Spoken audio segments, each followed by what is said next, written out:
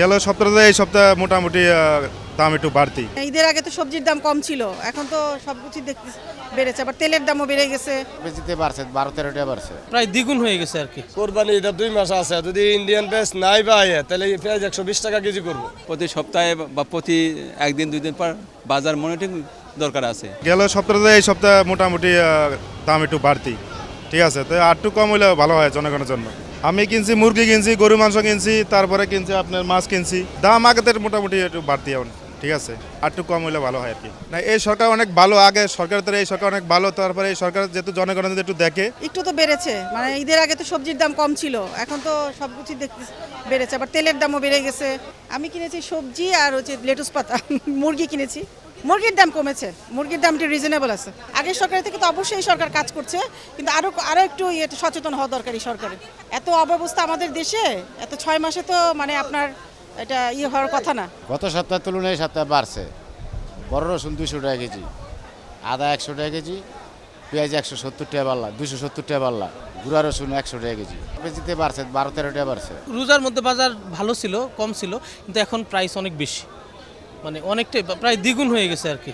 আগে ছিল ধরুন পেঁয়াজের দামই ধরুন 40 টাকা ছিল কিছুদিন আগে, মানে এক সপ্তাহ আগেও 40 টাকা ছিল, এখন 60 টাকা। বেগুন ছিল 40 টাকা, এখন হলো বেগুন 60 টাকা 70 টাকা। পেঁয়াজ আপনার এই 2-3 দিনে 4 দিনে কেজিতে 15-20 টাকা বাড়ছে। তো পেঁয়াজটা দাপ বাড়ায় দিতেছে, কিন্তু আপনার আলুর দাম তো বাড়ে নাই। আলুর দাম এই আগের মতোই আছে, আরও কমছে হিসাবে। আদা রসুন আগের মতোই আছে সেম। আদা ওই চাইনাটা মনে করেন যে 140-150 বিক্রি হইতেছে, আর চাইনা রসুন 200 টাকা বিক্রি হইতেছে। খেতেতে ভেজ আছে, বাড়িতে আছে, ভেজের দাম বাড়ছে। এটা একমাত্র প্রথম থেকে একটা সিন্ডিকেট শুরু করছে। যদি কোরবানি এটা 2 মাস আছে, যদি ইন্ডিয়ান পেঁয়াজ নাই পাই তাহলে এই পেঁয়াজ 120 টাকা কেজি করবো। গণতন্ত্রের সরকার যে আসবে, আওয়ামী লীগ হোক বিএনপি হোক, ওই খুশি ফিল থাকবে, কিন্তু প্লেয়ার চেঞ্জ হবে। এই যে এখন কি চাঁদাবাজি হচ্ছে না, এখনও চাঁদাবাজি হচ্ছে না। এরা যতটুকু পারে এতটুকু ভোক্তাদের স্মরণীয় পর্যায়ে রাখছে। বাজার মনিটরিং রীতি মোতাবেক প্রতি সপ্তাহে বা প্রতি একদিন দুই দিন পর বাজার মনিটরিং দরকার আছে।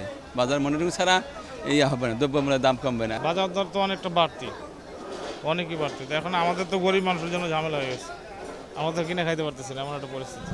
এখন এটা তো আমরা জানি না, এটা তো জানে সরকার, এর বিষয়টা তো আমাদের না।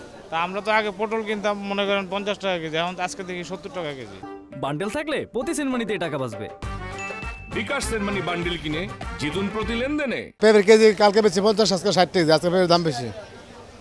আপনার বরবটি কেজি হলো 80 টাকা কেজি, সিঙ্গার কেজি হলো 60 টাকা কেজি, বেগুন হলো 70 টাকা কেজি, তারপরে আপনার আম হলো 50 টাকা কেজি আছে একটা, 40 টাকা কেজি একটা আছে, কাঁচকলা 30 টাকা আলি, চাল কুমড়ো আপনার 40 টাকা পিস, আর আপনার গাজর হলো 50 টাকা কেজি, পড়লো 60 টাকা কেজি, পোস্তার কেজি 60 টাকা, ঝিঙ্গা কেজি 70 থেকে 60 টাকা কেজি। আমার এখানে দেশি পেঁয়াজ আছে, দেশি পেঁয়াজের কেজি 55 টাকা খুচরা, আলু আছে লাল আলু 20 টাকা কেজি খুচরা, ইন্ডিয়ান রসুন আছে আপনার 200 টাকা কেজি, আর দেশি রসুন আছে 120 টাকা কেজি। আগে 40-35 ছিল রোজার মধ্যে। আলু খুচরা 20 টাকা, পাল্লা বেশি 80 টাকা 90 টাকা এরকম।